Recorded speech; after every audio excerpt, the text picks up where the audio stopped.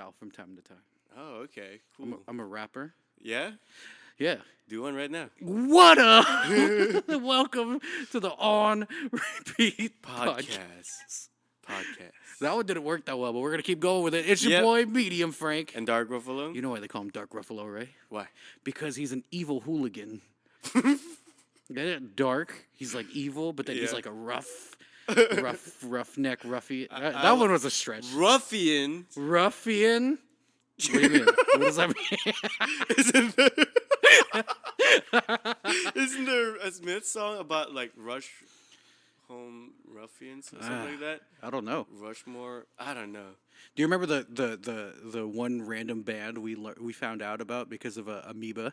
It was an Amoeba fight called the Born Ruffians. Yeah, is that it? Is that who I'm thinking of? Maybe they have like a song. They sound like early Pixies. Yeah. Hey, Okay.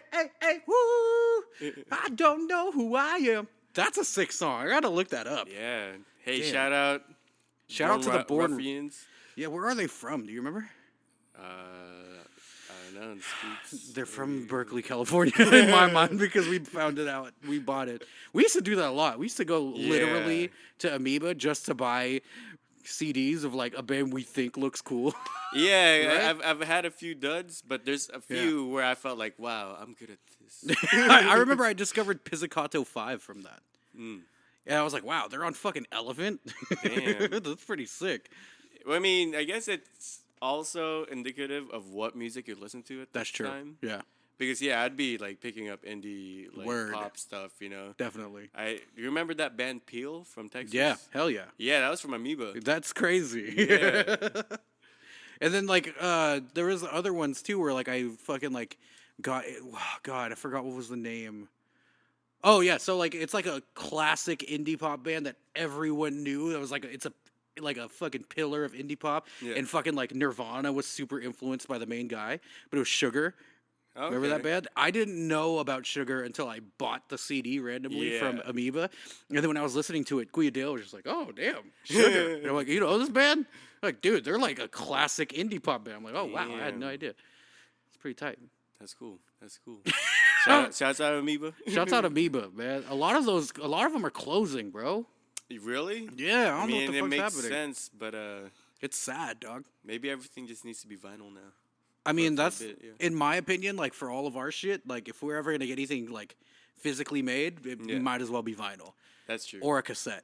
Because a CD is not going to sell. Like, what the fuck is somebody going to do with a CD? You know I what was mean? looking into that actually. And, like, pressing a CD? Yeah, or like even a cassette. Yeah, And I the think a cassettes cassette- are sick, dude. Yeah, the cassettes are dope. You can like pretty much have it how you like it, and Word. even that, it's like a part of your art. You know what I'm saying? Like, I yeah. feel like the cassette would be more of, like, an aesthetic. Yeah. I would be interested in doing, like, a bundle pack, where it's just, like, if I make cassettes, Yeah. you don't just buy just the cassette. It'll come with a shirt and a digital copy. You know what I mean? That'd be cool. Because no one's going to play the cassette. They just Yeah. want to have it for, like, swag. That's true. Hey, and we have been talking about merch. Merch. Yeah. Some shirts. I had nothing to add. I was like, merch. And you were like, Merch. search. Or search. Oh, shirts. God. That reminds me of the fucking like the Low Gang and fucking what's The it called? Low Gang? Logan Paul and Oh, fuck. Jake Paul. Oh, They're all God. about the merch. We need to stop this now. Yeah, I know. But honestly, that's how you make the money. You know what I'm saying? Yeah, that's true. We have opportunities to set up some pop-ups for Wave Gang right now, too. So Yeah. it's like we need to make merch. So, like you said, merch. We got to get Oliver to finish up our website. Yeah. I got some stuff going on, man. Yeah, man. Yeah. So, but fuck what we've got going on. What Yeah, do we you have- have going on? How are you? I think I'm doing pretty well, man. Yeah? I think I'm doing good. You think so? I think so. I probably should stop playing with my vape thing. I should probably also turn off the monitors. That's gonna sound There you weird. go. That's gonna sound weird. We were just inside of a cave, guys. It's just like this natural reverb. Oh, But man. anyways, yeah, I mean, not much going on with me other than just like on my days off now, I'd go to Pete's Coffee. Okay. Just hang out there for a couple hours. Damn, you're a fucking cool guy, dude. I feel like a cool guy. Dog, like it's sick because it's like you're off work, Yeah. but you go to a place to make it look like you're working on Well, shit. I just feel like too because like with my living situation, Yeah. it's nice to be outside. That's true. I feel you. yeah, it's like and like I end up starting to draw again, which I haven't done in a while. Oh, that's tight. So you're Yeah. like fucking Mexican homeboy from Life is Strange 2. Yes. Yes. That's sick. Can I be your fucking telekinetic little brother? Of course. You man. are older than me. Kuya. Yeah, sure. Well, I that's. hope you guys get that. Well, thanks for your update, man. Yeah, that's pretty much it. Yeah, man. My life is strange. No. I'm gonna put the air horns on that. Oh man. What about you, man? I'm not. I mean, existentially, Yeah. I'm like still. I'm getting there. Yeah. You know what I mean? It's definitely been. I don't know. I feel like I've been saying this for the past couple years, but it's definitely been like a self-reflection type of Yeah. scenario where I'm trying to like consciously improve things Yeah. about my life, which I've never really confronted before. So it's like fucking depressing and difficult, but liberating. Yeah, 'cause I Definitely. gotta say, like, I feel like I'm in the same boat where Yeah. I'm reflecting more, Yeah. and a lot of times I feel like that's the shitty part. You know, Yeah. it you do look at yourself and what you've done, or like Yeah. what other people have done to you, Right. and it does suck. Yeah, man. But I feel like I'm happier when I do that because I I feel agree. like I grow a little bit. You know? Yeah, I think like I've started like I never really understood when people said like you have to love yourself first. Yeah. You know what I mean? And I've never been happy with the person that I am. Mhm. I think it's pretty indicative with how much like I've radically changed like the people that surround me all the time Yeah. before. You know what I mean? It was only until the past 5 years that I've really like kept like a similar surrounding with myself. You know what I mean? But like more than ever, even though it's been like fucking difficult and annoying and depressing, I also like feel very like secure with a lot of the things about myself. That's I still have good. hella insecurities. Yeah. Secure is probably the wrong word, but I've like accepted, you know, Yeah. and like I know my limits and capabilities, Yeah. and I'm like now when shitty things happen to me in like relation to other people, I like know that I've like done everything I could in my personal capacity to like be a genuine good person in Yeah. that. So I don't feel as like guilty when certain relationships doesn't work out. Yeah. Whereas back in the day I'd be like, "Oh shit, it was me. What did I do? Oh god." Yeah. Now I'm just like, "Dog, like I literally like me as Kevin Francisco, I have been the best possible person to whoever this person is in question. And if it just doesn't work out, then shit, there was nothing I could do as me Yeah. to make it work out. And that's fucking both romantically, platonically, familial, you know what I mean? Like, Yeah. all the above. And I think that, like, now that I've come to that, like, conclusion, I'm a lot, like, less worried about shit. That's good. You know what I mean? That's good. Which is awesome. Because Yeah. I'm a person that is overly worried about everything. Yeah. Yeah, I get that. And I think too that I don't know, 'cause I feel like for me there was a time when I felt like I really like went back into my shell. Yeah. You know, isolated myself and kind of felt the same way. Like a lot of my friends have been, you know, going away from my Word. life. Yeah. But I guess it just feels like, you know, everyone has like a different path Yeah. and like I don't know.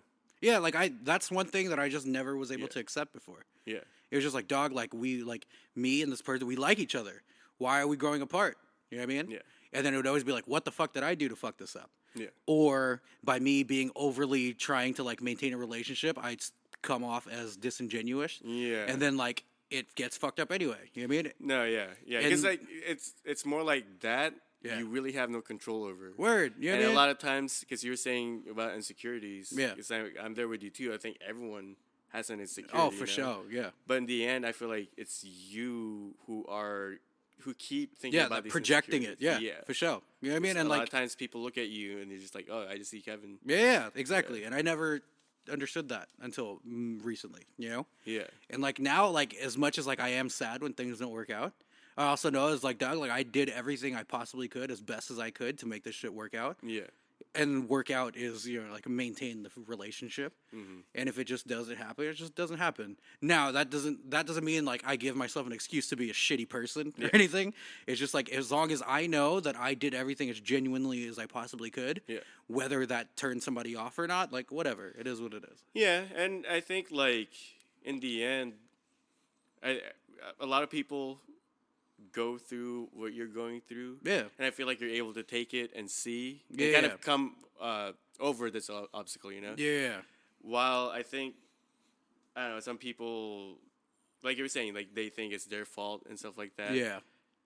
I don't even remember where I was going. It's all good, man. I think, like I think it was all coming back to the point where it's just like, I think, you know what I mean? Like, as long as I know that I like fucking get like was as genuine as possible. Yeah, it is what it is. Yeah, I remember now what I was gonna say too. It's like like because when I was saying you can't control these kind of things. Yeah. It just means that it's like you can't really take things that personally. Yeah, for sure. A lot of times, even when people hurt you, unless they're like psychos, I guess. Yeah. I think like it's a reflection of them and like how they see the world. Yeah, for sure. Through, and that's another thing too, is like coming to realize that like some people just don't work for your life and you don't work for someone's life. Yeah. It is not because either you are bad people. It's just like there's just like me personally, I'm also in a place where it's just like I need to be very cautious of who I keep around me because I have a difficult time maintaining myself. Mm-hmm. That like if I keep giving somebody more than I give myself, then it's just exhausting, and it's just like, you know what, like maybe it's just not supposed to happen this way. Yeah, you know what I mean? Yeah, and like that doesn't make, and like normally when I come to that crossroad, and like you have to just like keep it moving. Yeah. I'm like, fuck, dog, I could have totally made that work, but it's like, fuck that. I don't always have to be the one that like makes shit work. Yeah. You know what I mean? And like you still care. It doesn't mean that you're not like, it doesn't mean you're letting it go. You don't care about it. Oh yeah, word. Like, but it's just like, it's not their freedom. Yeah. And I'm giving myself my freedom too. Yeah, exactly. Yeah. You know what I mean? Like, so it's all good though. That's good. I think it's like something that I was like never like, so like again, like the past 4 or 5 years I've been like, kind of like building up to being able to confront it, but like the past 2 years I've definitely like confronted it, and it's been like exhausting, but like also like very liberating. You know what I mean?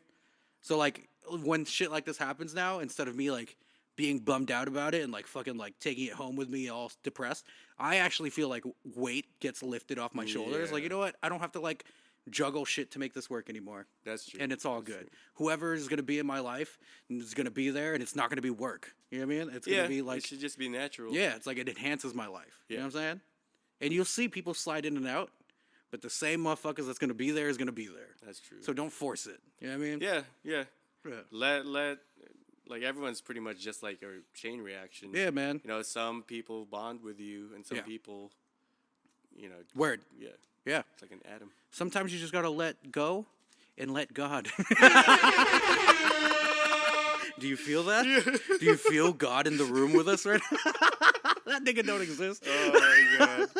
Wow. Well, you know what? Wow, that got deep. Yeah. Hey, holy shit. We're like That's my fault. Psychology podcast. That was 13 minutes of fucking like... People are just listening therapy. To us.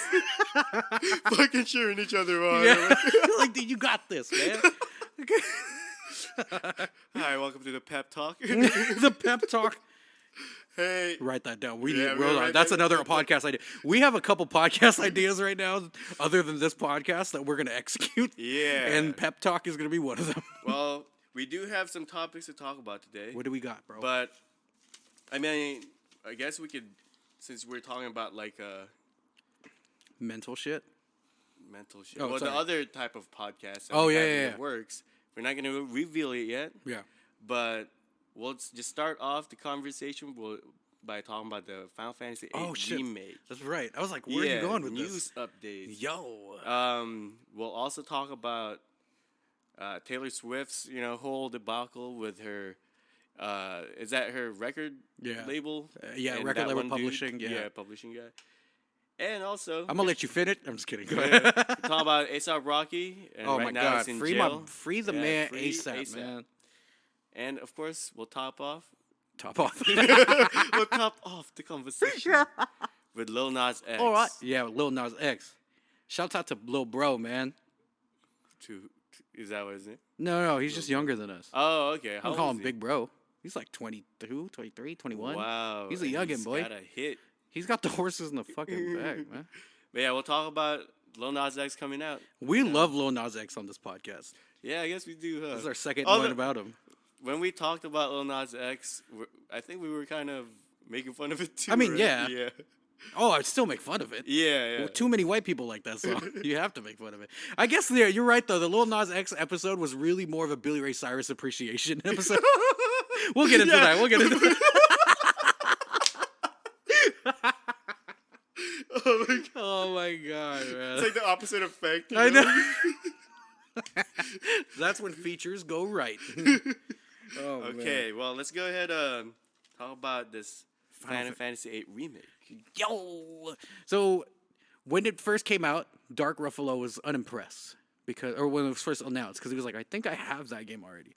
Which, fair enough. Because like all of the graphics they showed really does look like the HD version that you have on Steam. With a little bit of upgrades, though. You know what I mean? Like, obviously, there's some upgrades. Like, if I would see it, I would like to see a PS3 graphics at least, but that still looks like a PS2. Right. Yeah. So, like, you know how, like, they remastered 10? Mm-hmm.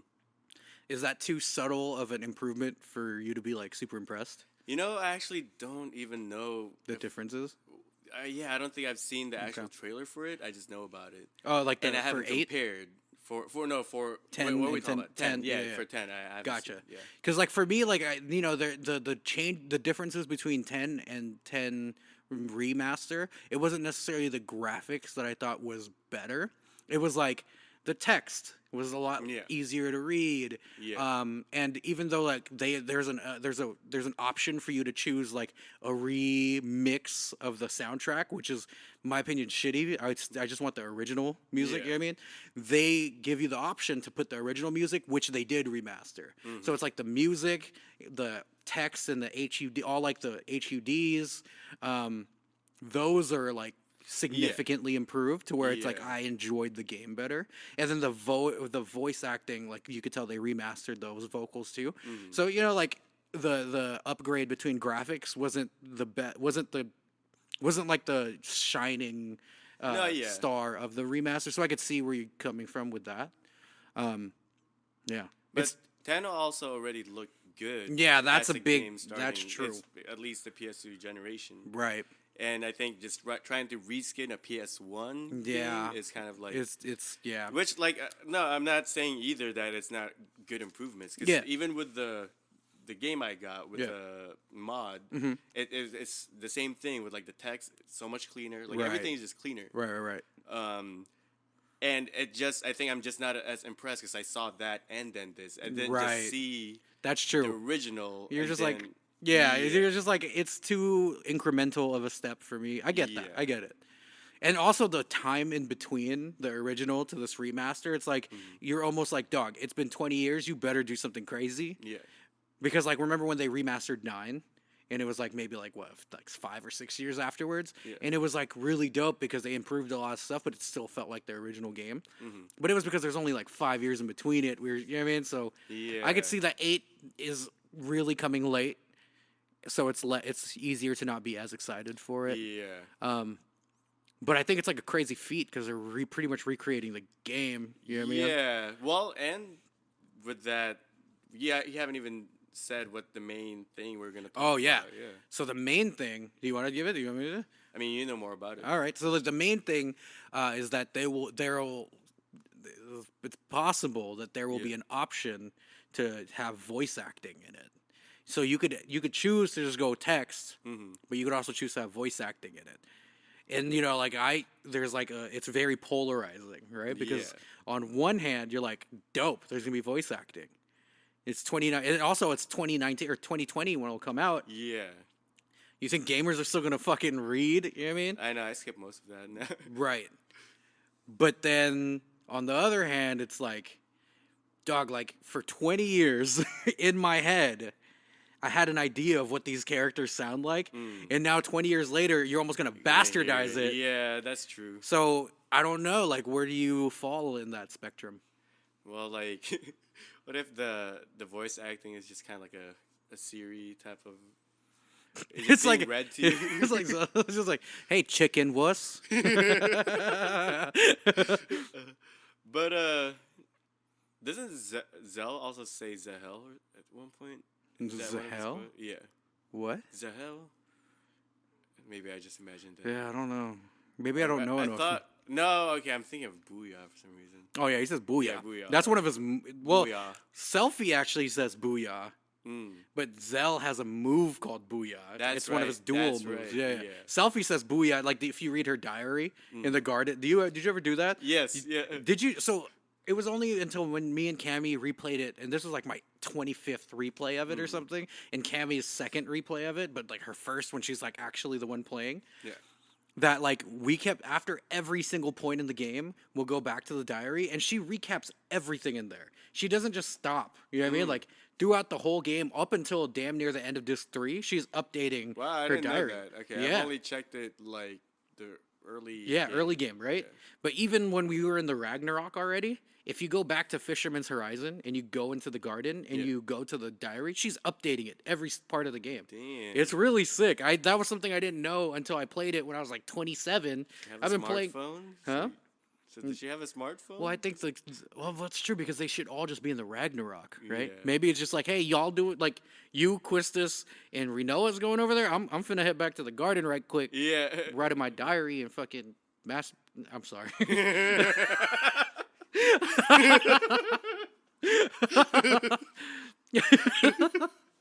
But yeah, no, I mean, what the fuck? How'd we get here? But well, we're talking about like the fucking voice acting. Oh, that's right. Yeah, I mean, I'd be willing to hear it. yeah. I'd be willing to hear it. And the thing is with the dialogue itself, I feel like a lot of it worked better in your head, your imagination. Because sometimes they're like corny as fuck. That's what I'm saying. Like, what if they Barrett Zell? Yeah.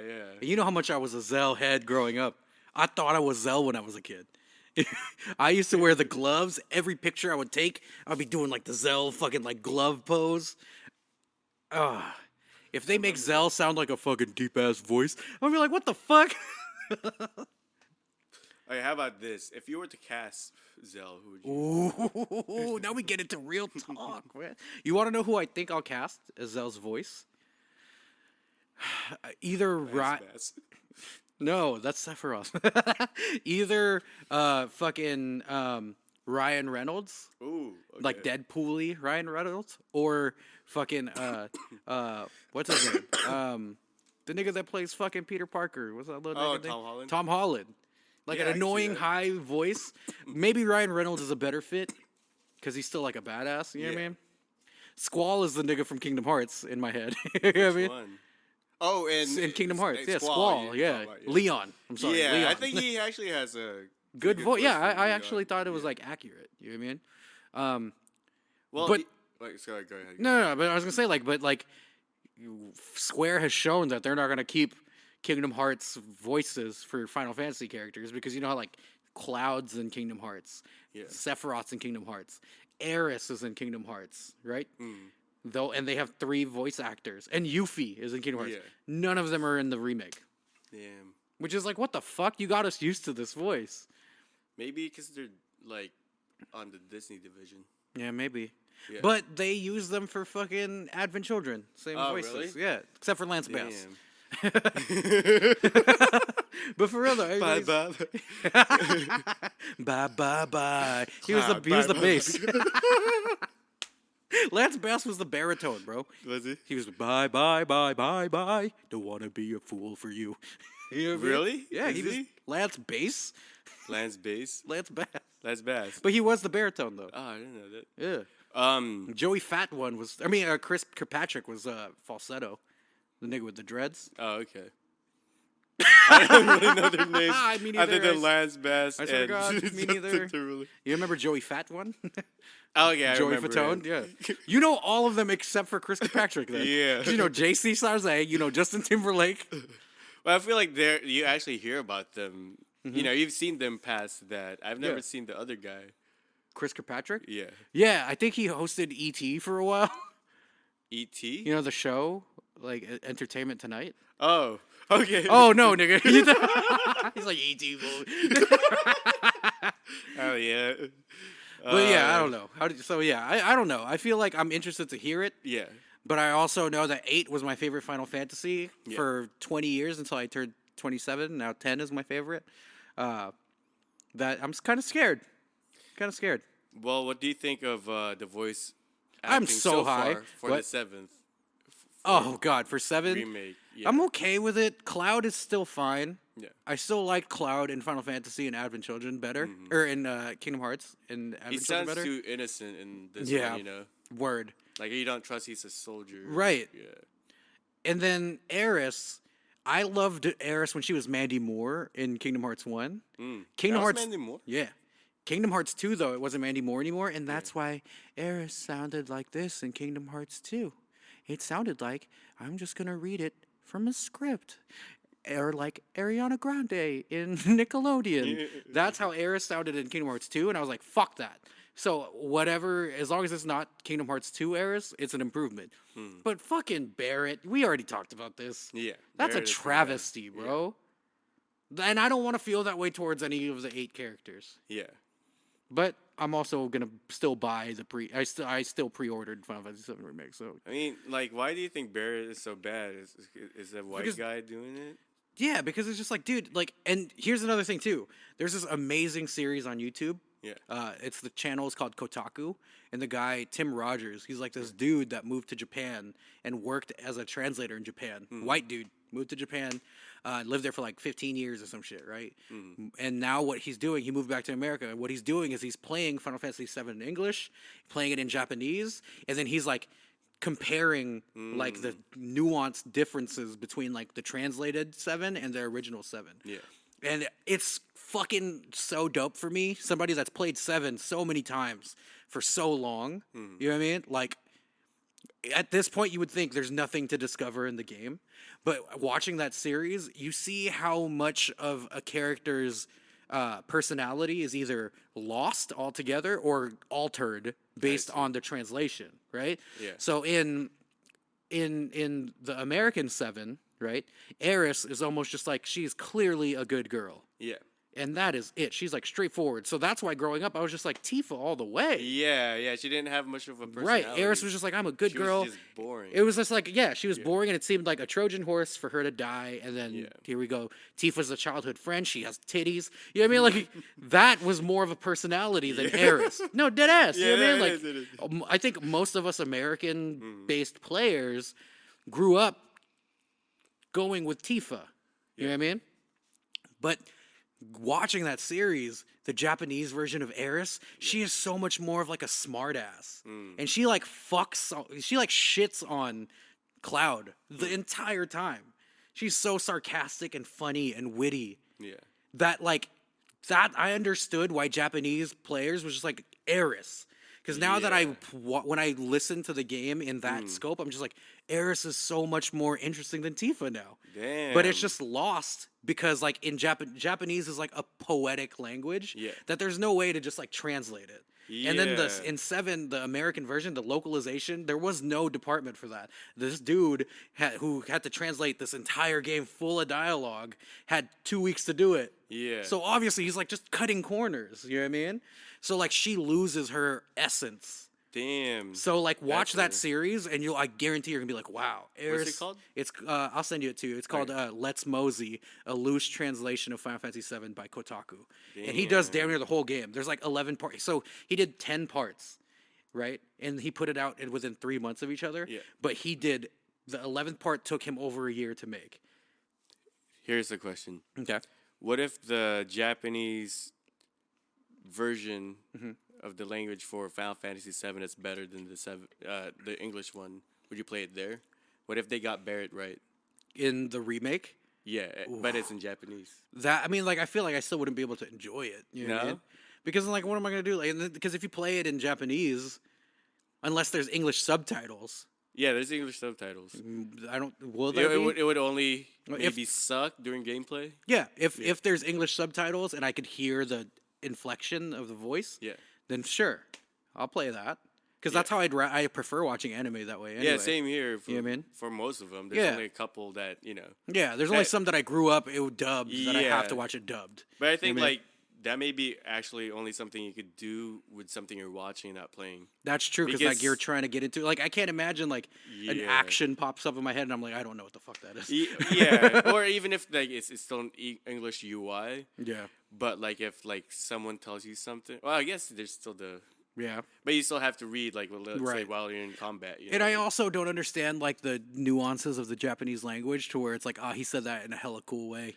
I don't know though. See, when I watch anime It all and it's I mean, in Japanese, yeah. it feels like you get exactly what they're going for, and then you listen. Maybe to I'm just not- exaggerated. You know. Maybe I'm just not like I don't like maybe I don't watch enough anime. Yeah. Because I mean I prefer watching it in Japanese and Yeah. reading it, but I still feel like I'm just like I'm gonna take your word for it. You know what I mean? Versus like me like actually getting it, you know, and like I think like the voice act you could tell in like 10 and 10-2 that like they took their time with localizing that game. Yeah. So even though it was like translated English and there's still some kind of like missed things, you could Yeah. tell like they gave direction to the actors to be like, this is how you have to say that. You know what I mean? And I hope that's what they do with 7. But so far, Barrett is completely a miss. But here's the thing, though. Again, so back to like the translation, right? So with Eris, that's what was lost. Her fucking smart assness and like the fact that she's not just like this goody two shoes. She's like got an edge to her. Yeah. That's lost, and that sucks because I would have been like an Eris lover my whole life. You know what I mean? Yeah. But Barrett, right? The big difference between Barrett is when the guy was trying to like localize it in American colloquialism. I can't even say that fucking word, but you know what I'm trying to say, right? Yeah. At the time in the 90s, the black dude was the fucking loud black dude. It's Mr. T. Ah, Mr. T. Martin Lawrence. You know what I mean? Yeah. So that's what the guy was going for. And that's why in ours, Barrett's like, shit, fuck. But in the Japanese version, Barrett's actually fucking a cool, tough guy. Really? Like, he's like a Yakuza-esque, like, you know, like, for example, there's a scene in the train, when you're in the train and the alarms go Yeah. off, and Cloud's like, what the fuck? And Barrett's, like, sitting, and he's like, yo, you need to chill. And in the American version, he's like, hey, sit down and shut up. That's what he says. Yeah. In the fucking Japanese version, he's like, are you scared of alarms? Just have a seat. Way cooler. Yeah. You know what I mean? So it's like, so with that in mind, 7, I was hoping the remake, they were going to go with more of the true Japanese essence of each character. But it looks like they're just following suit with making Barrett the loud guy. And I get that because like a lot of us played in America know Barrett as the loud black dude. And Right? Like, yeah, and like we were young enough that like we were like good with that. yeah, I didn't even really think of anything other than wow, like he yells a lot. Yeah, he yells a lot, he cusses. Yeah. He's got an edge to him. But at the same time, when I see the cusses, like it doesn't, like to me, it's like, oh, square soft. Yeah. Trying to cuss. You know, like- Aw. Nice ampersand and at. I get it. They're saying fuck. I get it. yeah. But yeah, so, you know, I think there's going to be a sense where it's just like, I feel like no matter what, you can't make everyone happy. Yeah. Especially when it comes to a remake or a remaster because, like, people have, like, a nostalgic idea of the game, you know? So Yeah. I'm never going to be happy. So the fact that they're giving me an option is what makes it okay for me. Mm-hmm. Because I could choose to listen to it, and if, like, I think it's unbearable, then I'll flip back.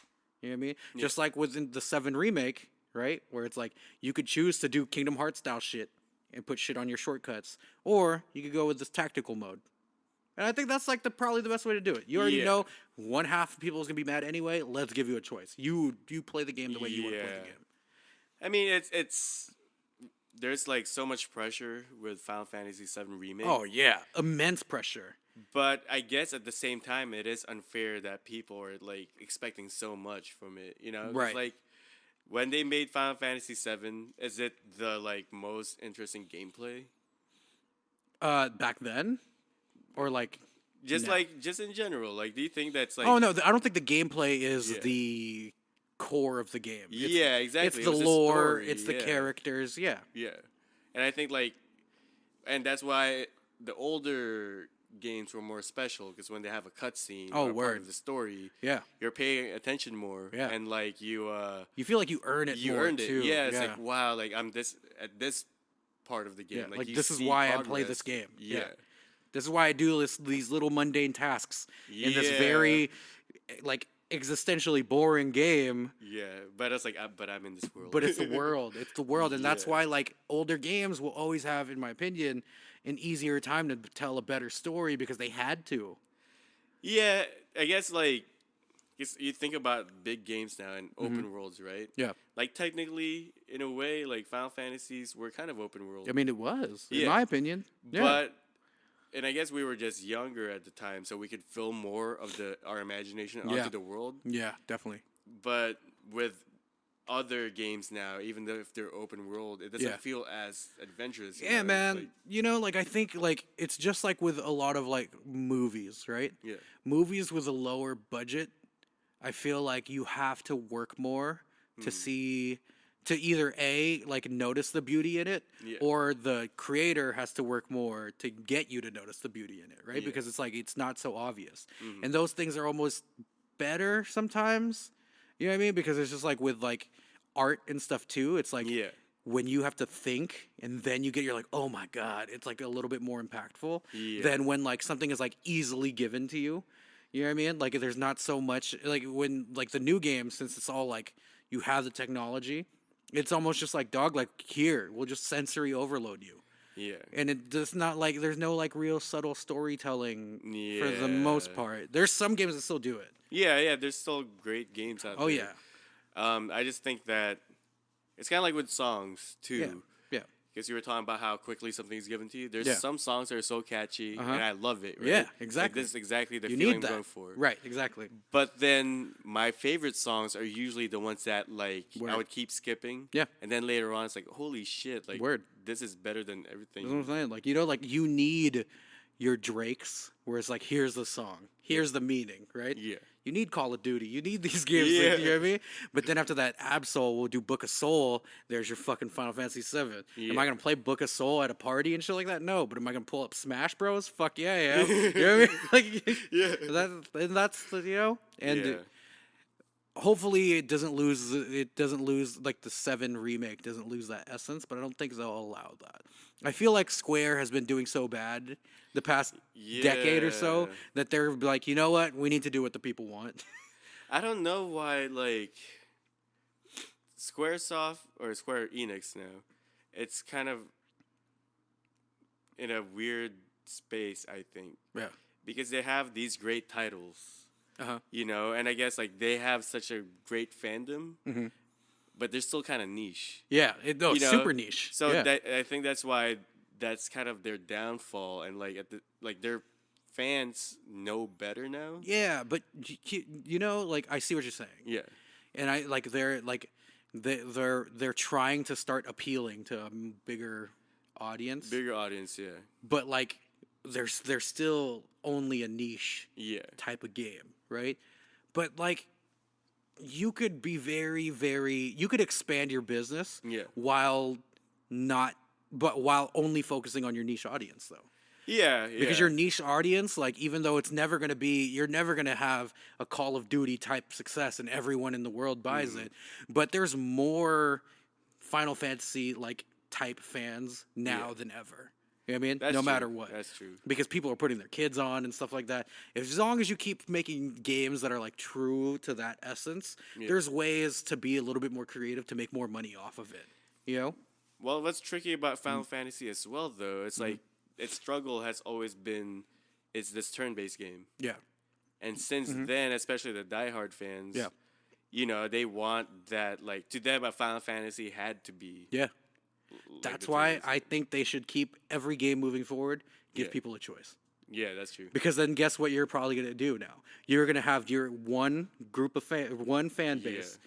Now both factions are now shitting on each other on the internet. Yeah. And it's going to become an internet thing, and there's more marketing for it. You know what I mean? Yeah. Create factions within your group, within your fan base, and they're going to fucking promote the shit for you because they're going to be like, why do you play it that way? Why do you play it that way? And now all of a sudden there's like a fucking big thing. They're talking about it on podcasts. Or the one's just playing it. Yeah, that's true too. But why are you playing that? But like the reason why I say that is because wrestling. Yeah. This is my correlation, right? Wrestling is such a niche audience too, right? And the WWE for the longest time was like, we need to start getting other people involved, like the mass involved, right? Yeah. So what they did was they fucking started to do things instead of doing things that are cutting edge for their core group of fans. They're trying to dumb it down so everyone can get involved. What they don't realize is all they've done is they've dumbed it down, and now you're confirming other people's stereotypes of what they think wrestling is. Yeah. So even though more people know who John Cena is, they all know him because they're like, fuck John Cena. Yeah. You know what I mean? Instead of doing something true. cool in wrestling where it's like you're winning people over with artistic integrity. Yeah. But there's this new company in wrestling, AEW. They're not fucking like trying to appeal to the kids and never give up, be a star. John Cena, he loves America. You know what I mean? Yeah. They're like doing cutting edge shit where they have like a guy come out and he's just like, fuck all you people. And he's just like, it becomes like a meme that now they're like, whoa, wrestling is actually kind of sick.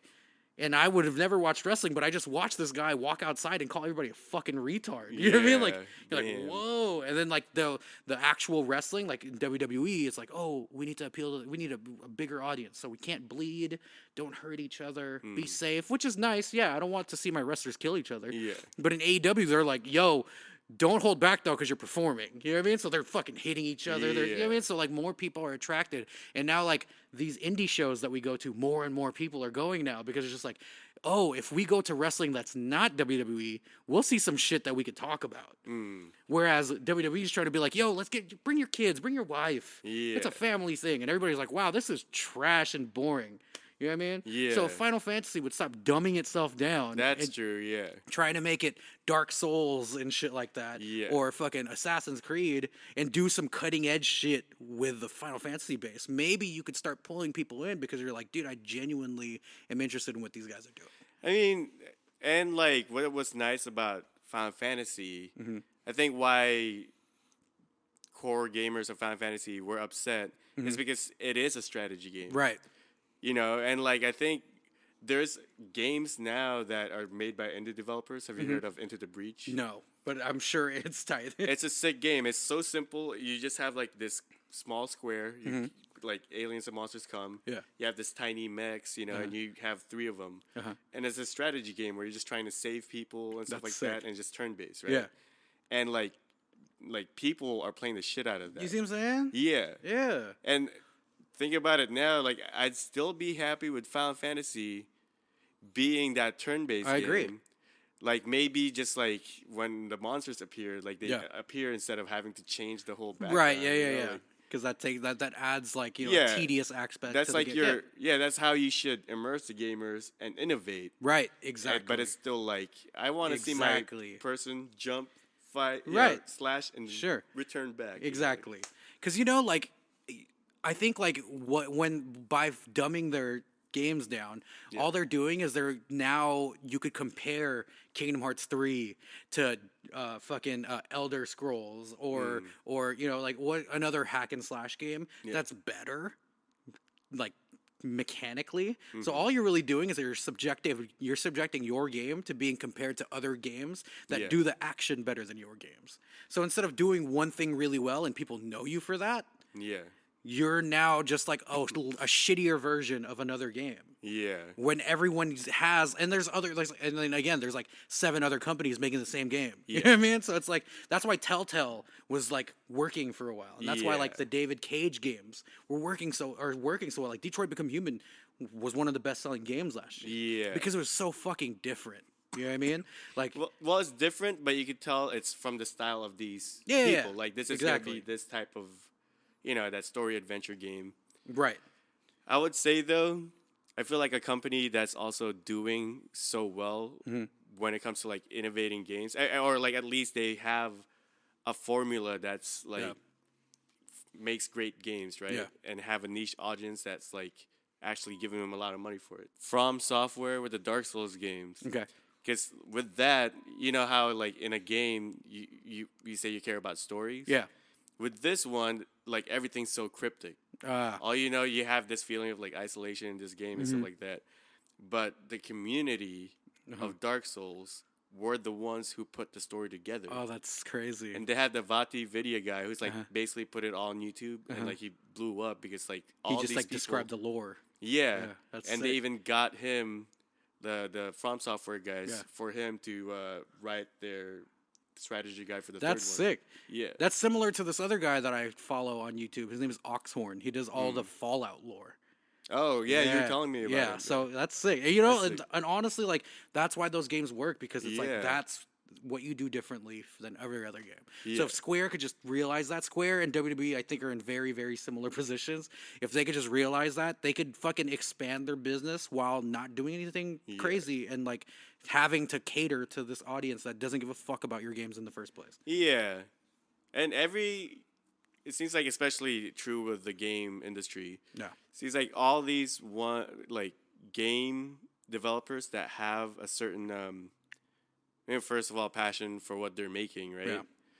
And just like I don't know, have a vision for their games that like they're trying to do something different, trying to like say something, you know. Those usually are the ones that are considered like actual art and Right. that are treasured. Yeah, it's true. Usually they make better gameplay. Yep. But like I guess the corporatization of everything is kind of like, making the most generic thing out there. It's true. It's like Swedish pop music. Where it's just like, Yeah. but I love it though. Oh my god! Speaking of Sweden, Yeah. Oh, that was actually perfect a fucking segue. Yo, we're good at this, man. We're good at this. Speaking of Sweden, what's going on in Sweden, bro? Well, we got our boy ASAP Oh my god, man. Rocky locked up, right? Yeah, that's so crazy. First, before we say anything, fucking free ASAP Rocky, man. That's crazy. Yeah. I mean, you know what happened? Yeah, so there's videos out of it, right? Yeah. So this is what the Swedish government thinks ASAP Rocky and his crew beat up these two Swedish guys for no reason, Yeah. holding them in jail for fucking assault, right? Yeah. But there's literal video evidence of these two dudes following ASAP Rocky's crew, right? I don't know how they started doing it, but they were harassing the crew, right? What they told Swedish government, the Swedes, what they told the police was ASAP Rocky's bodyguard broke my headphone, and then we were just following to like ask about it. Yeah. The video shows that the headphone broke because the dude hit ASAP Rocky's bodyguard with it in the head. Wow. And there's hella videos of ASAP and them saying like, "Yo, just leave us alone." Yeah. And then they kept following, kept antagonizing, and there was a couple girls with ASAP Rocky's crew, and they were like slapping her ass. Wow. So then at that point, it was over. They're gonna beat his ass, and they fucked them up. The video of them getting fucked up was so satisfying. But now they're holding ASAP, so he's in there for 2 weeks. Well, I guess it's gonna come into end soon, but if he gets convicted, he's facing up to 6 years. What the fuck? And like they were like violating his human rights at first because they weren't allowing him to like contact his fucking like lawyer and stuff like that. He could only talk to the Swedish appointed attorney, and that he was in solitary confinement. Jesus So that was like Christ. a violation of human rights. So like the embassy was getting involved for a while, and dude, What the fuck? it's fucked, dude. Like, why are there black people in Sweden? Huh? Are there black people in Sweden? Is this kind of like, or is it because he's a rapper? What do you mean? I mean, it just seems like they're like mistreating him. You know, like they have video evidence. Oh no, they're 1000% mistreating him. And still, yeah, what the fuck? And it's crazy because like Sweden is usually one of the most like Yeah, I the would think left wing, progressive. and they're crazy. But that seems like that's. It's And fucked. from what I thought, maybe this is because I watched a movie that's not accurate, but like it seems like their prisons are a lot better than here. Sweden is like I used to think Sweden was like one of the best countries in the world. Yeah. You know, like the quality of life there is really high. But then you think Yeah. about like how diverse is it? I don't know. I don't think it is. 'Cause, Yeah. Like, I was watching this movie from there, the girl with the dragon tattoo. Mm-hmm. I don't think I've seen any people who's There's like some brown, Turkish yeah. people there, and they're like, ah, Yeah. that's good enough for us. That's the lighter shade of brown. That's the safest we'll feel. Yeah. You know? So that's fucked, man. So there's a petition going around. I don't know if it's gonna do anything, but if you care enough about it, it takes like 5 seconds. You never know; Yeah. it might do something. You know what I mean? Because like when Keek the Sneak was getting like put in jail, even though like he's fucking having like really bad health problems. Yeah. The petition, I was like, it's probably not going to do anything, but I signed it anyway, and it didn't ultimately keep him out of jail, but at least extended his like time before he goes to jail by like 6 months, so he could try to Yeah. get his health back together. So maybe something will happen. You might as well do whatever you fucking can. You can't do anything. You might as well sign a petition, see what happens. That's just fucked though, and it makes you think like, even like like I would have probably done the same thing as ASAP Rocky did, but you just have to like have more patience when you're abroad, because Yeah. if you're famous and you get locked up anywhere, you're probably already getting picked on. Yeah. Outside of the country, and you're in a white European country, you better be on your toes. You know what I mean? I almost would say it makes me sad to say this, but you gotta just go walk away from that shit. Yeah. And he tried, but you have to, even if he's Yeah. slapping your girl's ass, you gotta just do it. Or instead of jumping in, you gotta let your boys do it. Yeah. You gotta also understand, ASAP Rocky, you're the breadwinner for your circle. That's true. Some of these bodyguards, you pay them, unfortunately, But, to do that. Yeah, I mean, like I was thinking the same thing, like with the guards. Yeah. Like that's kind of their job. Yeah. Is to kind of handle Mhm. things, and they don't have to even fuck up the guys. Right. Like I think if they're bodyguards, they could detain someone easily. Yeah. Or Yeah. easier, I guess. I think But at the same time, if you feel like these bodyguards are also your friends and they're Yeah. fighting someone, you're probably gonna jump in. yeah, It's like if James was my bodyguard. If he starts fighting somebody, guess what? I'm Yeah. probably gonna help, man. yeah, So I get it. It's sad though. Free ASAP Rocky, man. yeah, man. You know how they were also screaming "Free Taylor Swift." Oh, these segues are fucking hard. Oh, we're good at this shit. They were screaming "Free Taylor Swift" for a while, right? They were like "Free Tay." Mm-hmm. Fuck you, Taylor Swift. I love Taylor Swift Oh though. my god, you do? I do. I'm not gonna lie. I fucking love Taylor Swift. Mm. Even like her early her actual country stuff. I hate country. Yeah. Love Story. 22. These songs are the shit, my nigga. My God, bro. You Belong With Me. Oh my God. Great songs. Mm. So like, on one hand, I'm like, ah, that sucks, because at the end of the day, I'm also on the side of the creative. You know what I Yeah. mean? It's like, man, you should own your shit. But at the same time, it's like, bitch, you signed the deal, huh? Like, but the thing that people are mostly complaining about, though, because it's not the fact that she doesn't own the masters, That she can't buy back. that she didn't get the opportunity to buy it back. Yeah. But it's like, in my opinion, if I'm the seller, I could still decide who I sell it to. Yeah. Am I wrong on that? I don't know. Like, is there rules against that? I don't know. I mean, and well, like, okay. Like, for Wouldn't example, that mean she could just buy it if she really wants to buy a master? She could buy it from the, Scooter Braun. Yeah. Scooter Braun's not gonna let that go. He's Oh, too is that good. who? That's Scooter who Braun bought it. yeah. Bought it, and I think they had like early tensions early on too. I don't think Taylor Swift likes Scooter Braun. But at the same time, if you bought it, like it's kind of yours if it's up for grabs. Like You know what I'm that. saying? Here's another thing too, right? Like, say I'm selling a house, right? Yeah. Say fucking you want to buy the house off me. You offer me $100,000. We live in the Bay Area, right? Yeah. 100,000. That's not even a lot. That's not even. We live in the Bay Area. That you can't even afford a house for $100,000. Actually, you offer me $750,000. We live in the Bay Area, right? James offers me $1.5 million. But I have sentimental like attachment to this house, and I know James ain't going to, but I know you will. Mhm. If I decide to take less money, that's on me, right? Yeah.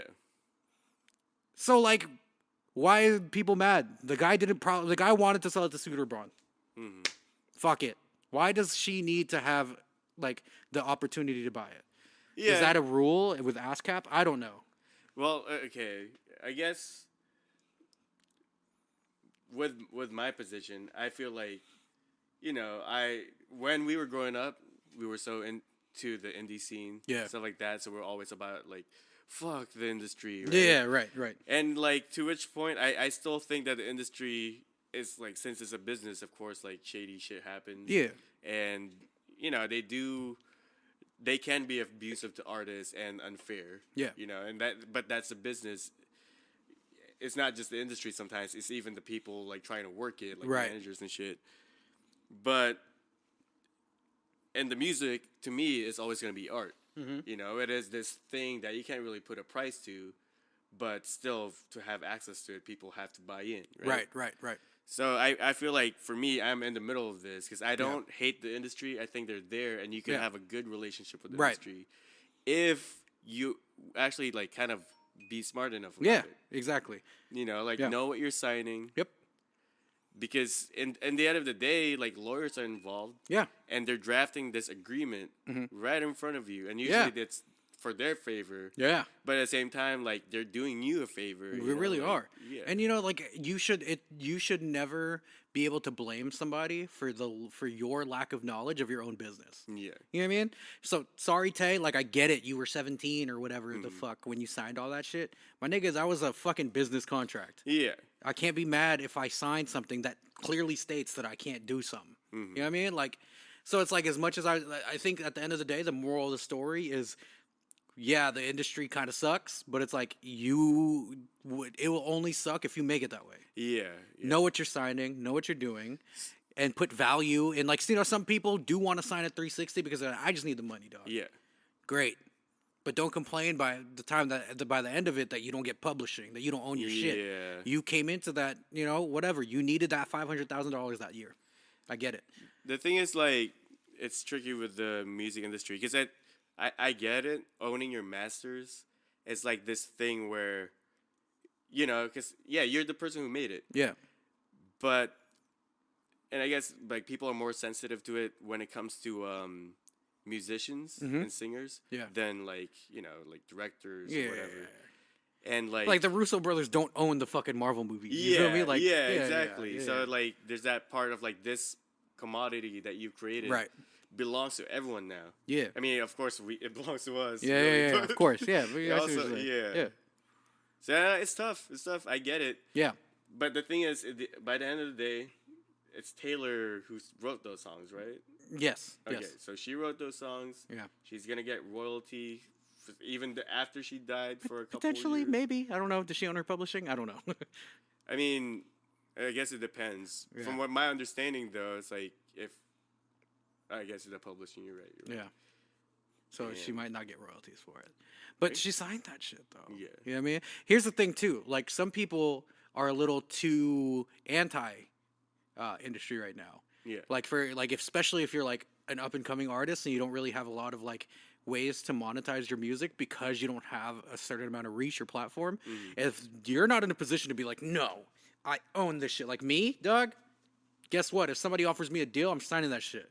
Because I know I'm like, the main thing I need to get first is reach. I'll be very careful about what I sign. Yeah, I wouldn't sign. I wouldn't sign like a 7-album deal because that's damn near my entire career. But I'll do like an album and an EP. I know I could get out of that in like 3 years, 4 years. And then within that 4 years, it's like going to college, right? You're like, oh, you're building this shit up. Then after you graduate, you're out of that contract. Now I have this platform. If I want to be independent, great. You know what I mean? Yeah. You don't have to do it like unless you're Chance the Rapper and you know how to like fucking do like grassroots campaigns and build a huge platform on your own, then you never need to sign a deal like that. See, you know what? The thing with Taylor Swift though, that she's white. She's white. But the thing that kind of turns me off from her though, she has no ass. It's but it's every time I hear about her, right? Every time. Like I'm not a big fan of her music, and I don't think that they're horrible. But every time I hear about her, it's about money, which I feel like she already has. Or a lot. Niggas, money or niggas. Yeah, that Kanye thing where there's times where I feel like she is kind of working an angle. Yeah, you know, I feel like she's not Kardashian-esque. Yeah, like, where she's at that point of like success and celebrity that now it's about trying to compete with these people who are like also rich. I feel that. I feel like every time I hear about her, it's like some sort of like drama. Yeah, it's like fuck you.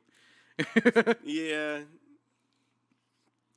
but I think consensus in this like on repeat is a fucking creators podcast. You know what I mean?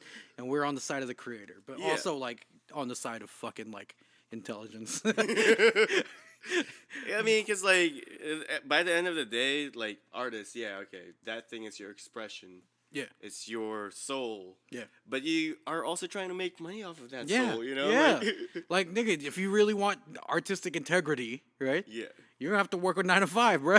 Yeah. Because you know what I mean. So it's like there's always gonna be a sense of both, you Yeah. know. And again, like I think if you learn enough, and I again, like I don't want to act like I know everything either, but it's just like some of it's common sense. You feel me? Yeah. Like if you keep your eyes open, you could find a way to do both. You know what I mean? Yeah. Like I genuinely believe that Chance the Rapper now is doing it so perfectly. Yeah. Because he's in the position now where it's like, dog, I proved that I could do this stuff independently. Now he's like playing with the idea of like, should I sign with somebody so I don't have to work as hard? You know what I mean? Like I love that shit. Yeah. That shows that you could use both. It depends though, cause like it's almost like when you see a great game company merge with a different company, Yeah. and you feel like it's not Yeah, the same. yeah. You know, Like when Square merged with Enix. yeah, yeah. And I just feel like if you do strike a kind of like a Chance the Rapper thing, like I feel like you shouldn't sign. You should I mean, make your yeah, own no. label. I think I think Yeah. you shouldn't. Me too. I wouldn't. Yeah. But I also know it's like like when you're independent, it's way more work. No, right? I understand, but I feel like you can now, like he's Sure, you can make a successful. label, but then you probably also want that label to be the subsidiary of a bigger label, like how Kanye made good music, but it's really a Def Jam label. Yeah, no, but I think you could work with other labels. I think Yeah. as like a Word. subsidiary. So you'll thing. still have to you'll do some a work. partnership. It's still signing. Yeah, you Still do signing. some work. If but because like why build an infrastructure that's already there? As long as you have the leverage to make sure that you get what you want from them, and you know what I mean. then like signing to Yeah, like actual so, like labels. so. For example, right? Like Chance is big enough to where he never has to sign to anything. Yeah. he can make it happen himself. Yeah. Right. He could create his own label. Right. But to create that label is another level of infrastructure you have to build. So that's even more grinding you have to do. Yeah. If the idea is I'm gonna have my second kid, I don't want to do as much. You know what I mean? Yeah. I could still employ my people in positions with my label, but I could use the distribution and fucking infrastructure of a Universal. So now, Yeah. good music or like fucking Chance's label is gonna quote unquote partner, but you're really signing to Universal. You know what I Yeah. mean? But if you have a bigger reach and you could bring more money, the Universal is more inclined to be like, sure, we would take a smaller percentage, and you'd have this and this and this. Yeah. We'll provide this for you, but this. You know. Yeah. So you probably just have to work your way up to a Chance status to where you can partner with Universal, quote unquote partner, but sign to them, but still maintain your artistic integrity because like you have more leverage in negotiations with them. Yeah, it's almost like Naughty Dog. Yeah. Because Naughty Dog Yeah. is the same, where like Word. it is for Sony. Yeah. But they could run Their own thing. Yeah. however they want. And I think Exactly. that's like one of the best things you could do as an artist, because Yep. you still, like, if you're a partner, you still own this business. Yeah, exactly. So therefore, if you're thinking of like longevity, you don't have to be an artist anymore. Really, Word. you could step back and you own this thing that's Yeah. making other artists. For sure. Yeah. And even then, you could do both of that too, right? Like, Yeah. look at Drake. Drake, when he puts out Drake music, signed to Young Money. Young Money does everything for Drake there. Yeah. Drake doesn't have to use his resources to put out his own music. But guess what? He has OVO, where all of the artists that he signs, he has that machine too. You know what I mean? So you could do both. Maybe Chance can, start your own label. Yeah. So you can make money off of your boys. Tokyo, Peter Cottontail, Donnie Trumpet, all those guys. Yeah, isn't that what Dreamville is too? Yeah. Like, yeah. But you know where J. Cole signed to, right? Rock Nation. So J. Cole, his own shit comes out through Jay-Z's label, Yeah. but he has Dreamville. You know what I mean? So you could do both. Yeah. That's what I would want to do. Same here. 'Cause Like I feel would love to sign to good music for my shit. Like if Yeah. Kanye's putting out my songs, but then I got Wave Gang that's putting out. You know what I mean? Yeah. That would be sick, nigga. damn. That's the dream, bro. Yeah. Shit. I think that would be sick if Chance did that because I think Chance has such a very unique taste where he's like thug, but he's also like Christian, and he's Yeah. like from the hood, but he was like the rich guy from the hood. It's just like he likes all this weird spectrum of music. Like I'm interested in hearing because a label at the end of the day is like a curated group of artists. Yeah. You know, I think Chance could put together a cool little group. I think so. They'll all be Christians. It's a gospel label. They just recorded a church, which will have like. It's called the Congregation Yeah. Records. Pastor, Chance the Pastor. I'd sign to that label. But I guess Taylor Swift. That's pretty much. Yeah, that's it. That's it. You're about stupid, her. bitch. Yeah. Okay, I I'm mean, sorry. You have like first world problems. Yeah, man. Like, bruh. Like, fuck it. Like, here's the thing. Put out a pop song tomorrow. It'll go #1. You own it. Perfect. Yeah. I mean, That's true. I get it though, and I get. Yeah, I get it. I get people's feelings about it too. Yeah, There's a lot of artists who aren't as successful. Word. As her, I get that. and like that's what they have. Yeah. And that's what they own. Word. I just feel less sympathy when it's like a white artist that had money to start off with. Yeah, I mean, Because it's just like, bitch, like, okay. I just I think, feel worse about it when it's a black artist or like a colored artist. You know what I Yeah. mean? Because it's just like, you've never even had a shot. that's true. But I also just feel like the way she's going about it, she's acting like she's a victim. Yeah, I hate that shit. Which, like, I mean, I guess you could see, you could be a victim if, like, being victimized means you losing your rights to your work. Right. I mean, that sounds like you are a victim. No, But, like, I feel like she could have. she was a willing participant, though. Yeah, and she could Oh have. my God, like, I sound like I'm victim shaming. No, I just think because I took a rape music cla- industries class, right? Okay. And my teacher, he was an entertainment lawyer. So, Okay. yeah, you're representing artists and stuff like that. Right. And he was just saying, like, if you go to a show, you go backstage, what do you see? Just people working. Yeah, It's just like a job. it is. Yeah. And then it's the same thing when it comes to, like, labels and stuff like that. Like, you guys are working together. Yeah. And you're trying to do the label a favor, and they're doing you a favor. Right. It's a symbiotic relationship. For sure. And as long as you remain civil with them, they'll take care of you. Right. And it's when you're being, like... Fucking brat. Yeah, you're being a brat when you think, like, I'm the star, Yeah, like, fuck. Because, like, by the end of the day, yeah, you're the star, but all these people worked Yeah, like, you to legit. make you a star. It's literally like 50 people. Yeah. Their entire job is to make you a star. Like, Yeah. come on, bro. Like, yeah. Some people lose sight of that shit. And that's why, it's always good to, like, grind it out independent. Yeah. Use the labels to get you a bigger audience and then go back to being independent. You know what I mean? Like, I think that's, like, the best way to do it. That's what Currency did. You know what I mean? Mm-hmm. That's what, Action Bronson did. Action Bronson was indie. Then he signed to fucking Universal. And then, Def Jam, which is Universal anyway. And then put out fucking Mr. Wonderful. Got a fucking #1 hit song with Baby Blue. Then got off the label. Like, that's smart. Yeah. And that's crazy, too, then, because if they could just, like, leave the label like that, it means they, like, paid the loan that they got. Oh, yeah. Also, they probably, like, were savvy enough and had enough leverage in negotiations to be like, one album deal, we'll renegotiate at the end of the deal. Yeah. You know what I mean? Whereas, like, if I was a brand new artist and I didn't have the grassroots following that Action Bronson had, they'd probably be like 4 albums or nothing. Yeah. And then if I say nothing, they're like, all right. But with Bronson's like 1 album. And they're like, no, let's do 3. And Bronson's like, I don't need you, nigga. Like, they're like, no, but we need you. Let's, so it's like, there's also a sense where like you could sign too early. You know what I mean?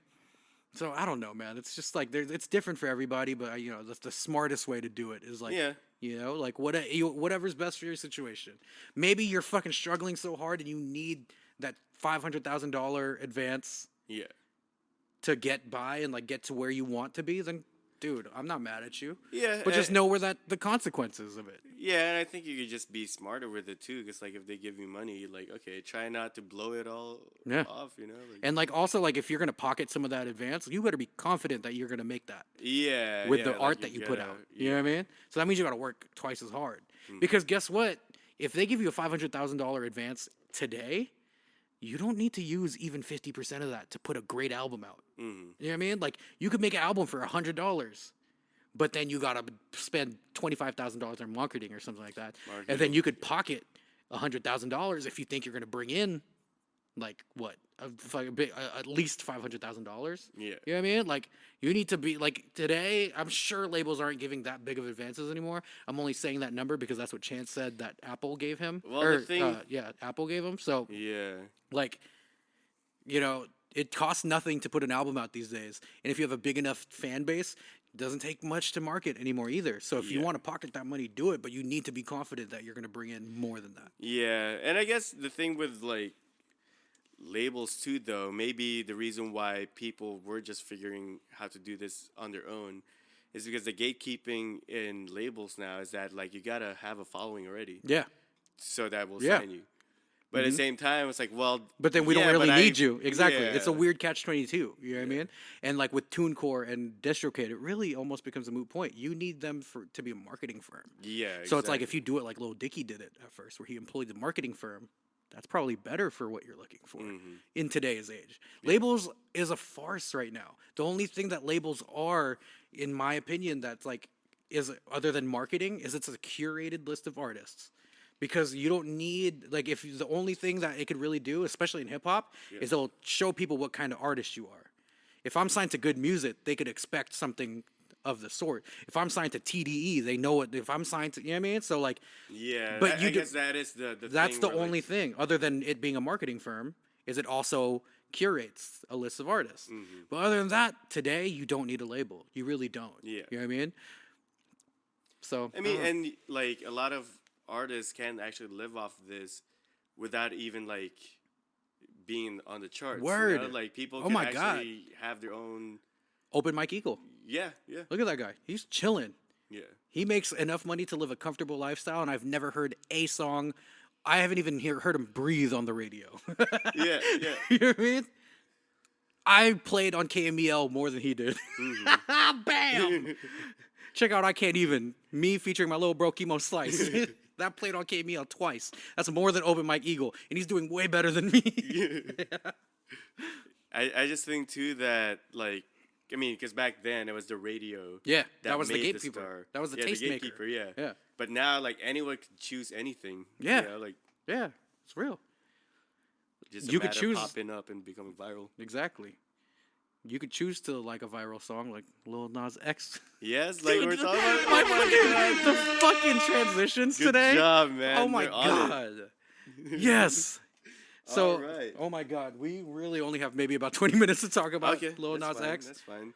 What happened with Mans, bro? So he came out as being gay. Like, Oh, gay? He's not bi. He's gay. is he bi? I don't know. I'm asking you. I don't- thought you knew more about it. I thought he was. No, actually, I yeah, thought he he's was gay. gay. He He's said he was gay. gay. He's gay. He's gay. And it was done through. I'm what, thinking of Frank Twitter? Ocean. I'm sorry. Was it done through Twitter? I think so. Yeah, but he Okay. put out a song that came out to people, but no one caught it. Yeah, that's what they're saying. Is it the one with the music video where it's all like Cartoony. cartoony? Yeah, it's like 3D? more of like an indie song. Yeah, Yeah, it's I super dope. mostly I only know about it because of what's his name, the melon guy, Anthony Fantana. Yeah, the melon guy. Yeah, so he did like a reaction to it, right? And so Yeah. then after that, I watched it, the video, Uh-huh. and it's all right. Like it's not as like polarizing as People say it is. Or well, what as he. Old Time Road, right? Yeah. Oh, Old Town Road. Yeah, Yeah, this one feels more like okay, this is just Yeah. like a song, Like a pop song. Yeah, I was actually pleasantly surprised though, because like I don't like Old Town Road as a song. yeah, I'd like it as a phenomenon. yeah, You know what I mean? I think it's really dope that a fucking gay black kid has infiltrated the country charts. Yeah. And middle white America is freaking the fuck out. yeah. And then Billy Ray Cyrus jumps on it, and all of a sudden black people love. Did you see the ovation he got at the BET Awards? No, I've man. never seen the last white person I saw get that type of ovation at BET Awards. Yeah. Eminem, Billy Ray Cyrus. MGK never got that pop. Yeah. G-Eazy don't get that pop. Even Mac Miller didn't get that pop. And rest in peace, fucking Mac Miller. Billy Ray Cyrus is black, nigga. They love Boy. You know what I mean? Yeah, that's crazy. So as a phenomenon, I love it. As a song, it's fucking garbage. You know what I mean? yeah, and But- even his new song, you know, but I just took it as like this is kind of what people are listening to, anyways. Was you're talking about Closure, his new song? Yeah, I Closure. but here's the thing: I was pleasantly surprised because I was like, this is actually really dope. Yeah. Like it's like not an amazing song, but I Yeah. think it's cool that he's doing something that's like not typical Atlanta hip hop though. And like he's more on the cutting edge. I mean, he's at the end of a pop song, so it's not super like. Yeah. But he's more cutting edge. That he's like this fucking supposedly like rapper from Atlanta, Yeah. who his two biggest songs is a country hip hop song and this like synth pop song about him Yeah. coming out, and he's like a black kid from Atlanta. Like Is that the song? about Closure. him Yeah, coming out? Okay. yeah. It's talking about like how he's like, I got to do it now, no regrets. You know what I Mm. mean? So I was like, dude, this is actually pretty cool, and it's like a really interesting phenomenon in hip hop Yeah. because like there's old hip hop is like fuck that, but if you Yeah. look at the comments, is you see a lot of today's artists being like, I love you, little bro. That's awesome. You know what I mean? Like, and that's sick to see the change happening in hip hop. Okay. So, Closure. Mm-hmm. Is this the one where he's talking about? Because I think Fantano was like analyzing it, Mm-hmm. and it's where he's talking to his fans about like his fans not being happy with like I guess his new sound. I Is that think the that's one? probably what it, I don't know. I didn't watch. Is it this one? No, I Okay. didn't see it then. No. Okay. I saw a different one. Oh, okay. So we're talking about different songs. I could also see how at face value people could think that the lyrics of Closure is different. Yeah, I think like it's like as a phenomenon in hip hop. What? It's Panini that I saw. Oh, not okay. Closure. Yeah, I don't know Panini. I haven't heard that song yet. Okay. Anyways, go ahead. Oh, so like, I don't know. I guess when I was listening to my the podcast I listened to is the Mike Salon. I guess Shout they're out Dead at Hip Hop. saying that some people online were almost creating like a conspiracy. It's like, oh, he only dropped it now to draw attention to the song. Right. Yeah. I could see that. I mean, like like it seems like everything he does almost seems internet calculated because I Yeah. think it has been, and like he's had this meteoric rise that people are like, how the fuck? You know what I mean? Yeah. But at its core, he's a fucking gay black dude from Atlanta that is like loved by hip hop right now. Yeah. Which is really dope to see. You know what I mean? Yeah. So yeah, I'm with it, bro. But is this news bigger than how it was before when you find out someone's gay? What do you mean? Yes, I feel like in today's culture, like it's not. Maybe for hip hop, it's still Yeah. like it's still very like It's still a big progressive. deal. It's still, Yeah. moving the needle forward. Yeah. But for the majority of people, No. especially younger people Yeah. than us, they're like, oh, okay, cool. Like Yeah, I'm for also sure. experiencing different things. Yeah, you know, that's fair to say. I Yeah. think in the grand scheme of things, it isn't news, right?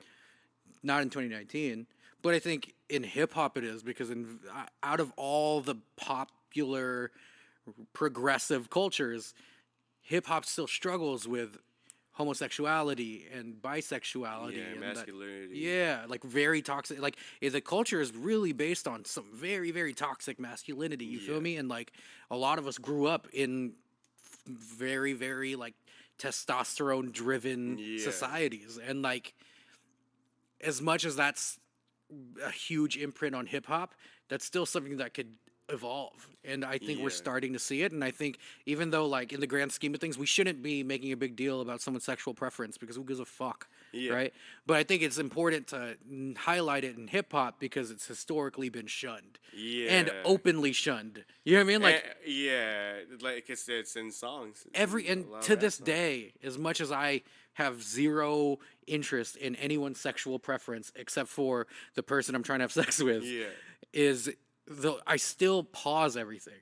You know what I mean? Anytime somebody says something that's like remotely gay, I mean anything sexual but usually gay, they're like, Yeah. hey, pause. You know what I mean? Yeah. And it's just like something that's embedded and it's like a funny game, but it's like at its core, it's like, bruh, fuck you. Like, who cares? Yeah. I should be able to say like, let me suck your dick right now, and nobody bat an eye. But we're Yeah. both a little tight right now. You know what I mean? Because of the incest, but No, I know what you're saying though, because in the end, like it's been always seen as kind of like an immoral thing, right. You know and when people sometimes humor, I think, kind of tries to understand Yeah. what it is. I think that's Yeah. what comics do. Yeah. But there is teasing, growing up Yeah. about that. So like, yeah, Like even me, sometimes I was like, it's like no, it's like Yeah, I word. care about like what I come off as. Yeah, But at the same time, it doesn't matter. it Like, doesn't. Yeah, it's like it didn't matter in the very beginning. no. Yeah, I don't know. It's you know it's I agree that it's not a big deal in the Yeah. grand scheme of things, and it shouldn't be a big deal. But it's just like saying like, Doug, I like cheese. Yeah. You're like, all right, bro, we can hang out now. You know what I mean? Like, but in hip hop, unfortunately, it is still a point of contention, and it's cool to see like a lot of artists that you wouldn't think would like come and wrap their arms around the situation, just be like. And it's cool. Like some of the most thuggish drill rappers I saw was like, "Love you, little bro." I'm like, that's sick. So, do you think because of how people are on the internet now, where like things get criticized for Cancel being culture. cancel culture, being like saying like really horrible shit. Yeah. Do you think people it's work that people are actually embracing this because of that? Yeah. Or I think so. Like there's a lot of bullshit that comes out of like cancel culture that's like not good and that's negative, and like SJWs are fucking like doing more harm than good most of the times. Yeah. But I will say that the awareness of things is at an all-time high, and that's a positive. Yeah. I could only think that's a positive, and that's like a starting point to like continue to progress as a culture. Yeah. You know what I mean? Because before the awareness wasn't even there. You know what I mean? Like 6 years ago, 7 years ago, we were calling each other like faggots. Yeah. And saying gay. That's gay. And now when you hear it, you're just like, ugh. You're kind of cringe. You know what I mean? Yeah. Yeah. And that all came from like awareness. And even though like getting to this point was kind of annoying because everybody was being a little too sensitive and SJWs and all that stuff, we're here now. You know what I mean? Yeah. Like even though women's like sexual rights or whatever the fuck, right? There's a lot of bullshit that's coming out of that where like girls could easily accuse men. Yeah. And then there's bad things that came out of it. But at the end of the day, in 2019, women are more empowered than ever to stand up to bullshit. And I'll take the collateral damage that comes with because in the grand scheme of things, we're progressing as a people. You know? Yeah. I mean, I don't know about the collateral damage part, if I could agree with that, but I do like where we're heading. Yeah.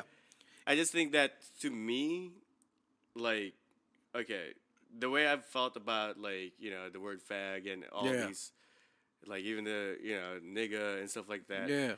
Like, it's not the word itself. Yeah. To me, for sure. that inflicts pain. Yeah, of course. It's usually the intent. The or, intention. like, Yeah. what people are saying to you. Now, I do see though, like in a crowd, if you're trying to entertain someone, you're stand up, and you say something wrong and offend people. Yeah. Like that's like the gray area.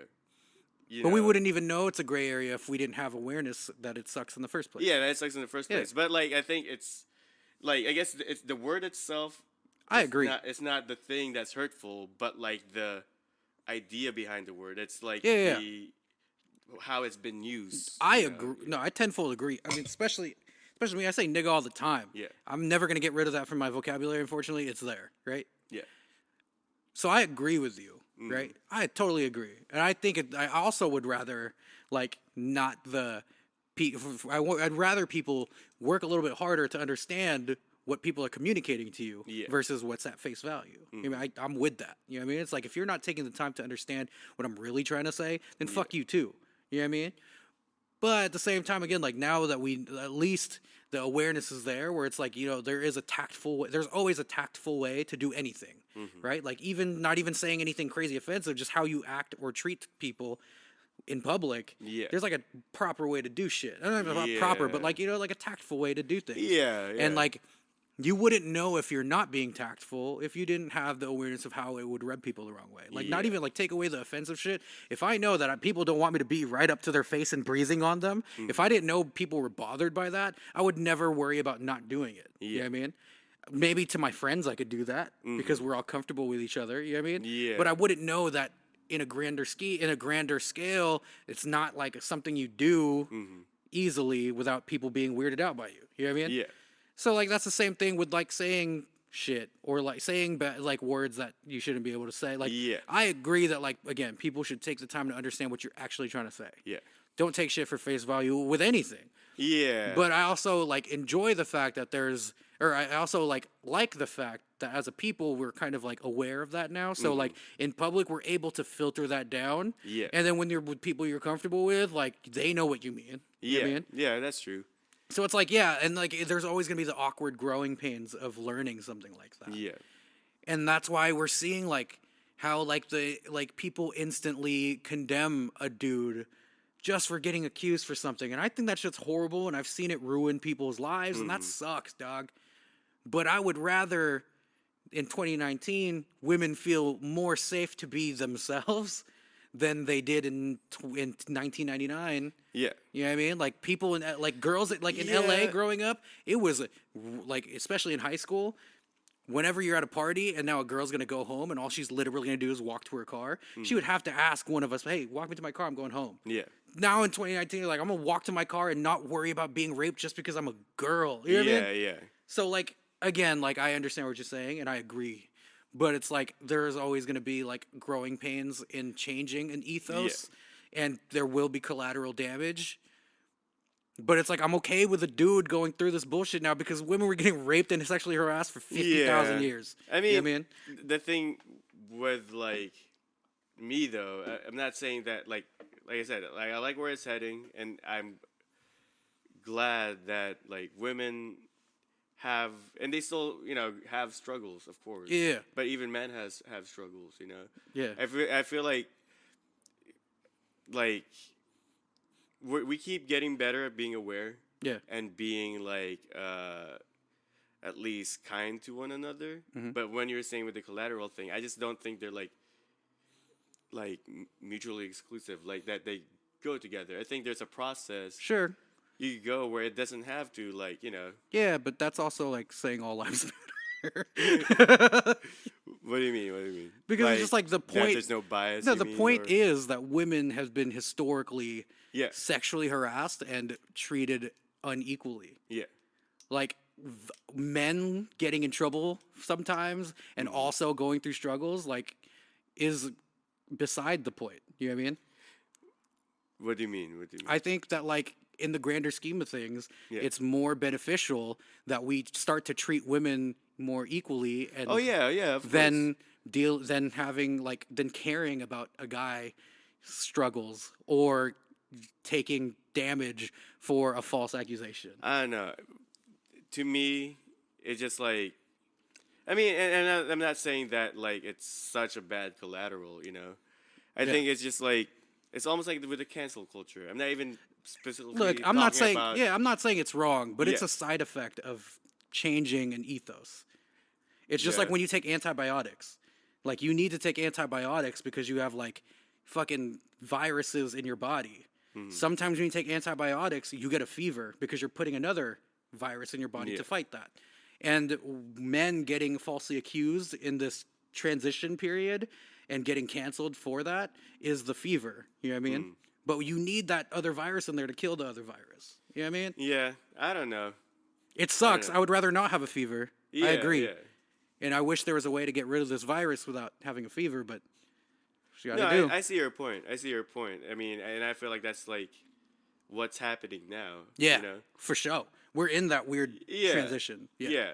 I just think though, and I guess it's like, and we're talking about this. I don't even think the biggest part of what's happening now, the most important part, is not like what, like you're saying, what men are going through, the issues. Yeah. But I think like just everyone having their rights. Yeah, word. I guess it's just that. Like, I think I don't even know how to explain what I'm trying to say. Yeah. It's all good. Yeah, but like, I guess my whole point is just like the mentality of like, I don't know, like that. Like someone has to lose for another person to win. Well, like that, the collateral is like just the norm. Yeah, that sucks. Like, I agree. Yeah, word. That sucks. Just like with the French Revolution, like, why did you have to kill all those people? I get that. Yeah. It sucks that someone has to lose, like, in this frame of mind, someone has to lose in order for someone else to win. I see what you're saying. And that sucks. I agree. That's shitty. Especially for people like Aziz Ansari, where I don't think he really did anything wrong. Well, I mean, I guess, yeah. I guess it's just like we want to see the people who did do something wrong punished. Yeah. You know, we're all for that. Yeah, word. And like I think it's okay. Like, okay, even if it's collateral. Yeah. I feel like It's still an injustice. it's still Yeah. an injustice. I agree. So like, Yeah. okay, there might be collateral, but I feel like some people just brush it off. It's like, Yeah. no, that's still an injustice. Yeah, no, that's I also agree with that, right? Because like I'm thinking more on a macro level where it's Yeah. like the greater good is this. Yeah. But then you also still have to remember that like that's someone's life. Yeah. So I get that. I see what you're saying. And it sucks for people that like like for example, like if a fucking a good cop actually did try to like do what right Yeah. and the guy just fucking died and then like everyone knows the facts and like the cop actually didn't do anything wrong Yeah. and then but public outrage sends him to jail, then like that kid's daughter is fucking dadless now. You know what I mean? I get Yeah. that, and that sucks. I totally get it because it's still an injustice at the end of the day, Yeah. and that's what we need to get out of. And a lot of the things we attack, I mean, okay, when people of power get like bombarded or like, people are seeking for justice from these people, it's like, okay, I see that what you're doing could be beneficial. Yeah, But when it's just like a bunch of like, I don't know, like the outrage. Outrage, like yeah. the witch hunt culture is really bad. I agree. Yeah. I think a lot of things do more bad than good. I mean, I'm with that. I also hate cancel culture and fucking quote unquote SJWs, especially because most of the time it's really just like people jumping on a bandwagon instead of actually doing the research and knowing what the fuck is going on. People hate not having an opinion on something. People are so scared to not have an opinion on something that they would rather pretend to know about a subject versus not saying anything at all. Yeah. Like that's crazy to me. But again, like on a macro level, I think where we are in 2019 is a lot better. On certain issues, yeah. are a lot better because God knows we're not really that much better Well, in the grand scheme of things. But like I think too, the internet is accelerating everything. Cause like Everything. when like homophobic themes started coming out on movies on Yeah. TV, it is this like, they're portrayed this way. Yeah. There's only one character. Yeah. While now I think it's like on YouTube. Yeah. Like people Word. have channels where Oh, they're yeah. gay and like. And that's literally the premise of the channel. Yeah. There's one YouTuber that I follow still, and I learned about them through Cammy. But like, I actually really enjoyed their content and just like who they are as a person and stuff. It used to be it was initially the channel started called Amanda's Chronicles, and it's just this girl who vlogs, right? But then slowly it started. She was like finally coming to terms that she was gay, so she was lesbian. And then slowly she realized she was trans, so she went through the transition, and now he changed. It's the channel's called Miles now, and it's about Miles being this trans man in YouTube in the world, and it's really great. It's really awesome, and like at the end of the day, all of the subject, even though like the premise of the channel is Miles, who he is as a person, and how he became who he is as a person today, but at the end of the day, like it's just like a normal YouTuber talking about regular topics. Yeah. But it's just through the lens of a transitioned trans male. Yeah. So like that shit's tight, and that's the entire premise of the channel. You know what I mean? And like that wasn't around back then. Yeah. And the internet, if it wasn't for the internet, this story wouldn't be told because you think networks are gonna go out on a fucking limb with that? Yeah. Hell nah. So it's like, the internet's bad and the internet's good in many ways. Yeah. It is what we can say though, factually, is it's accelerating everything. Yeah, and without the internet, honestly, like I think a lot of the progress we've had, even with our social like aspects of our society, is accelerated by the internet. Honestly, and it's like it goes back to like the Matrix too. Like it's almost like the internet has become this other dimension. Yeah. So even though it is like, it's almost like it's like like what do you call virtual? Wired.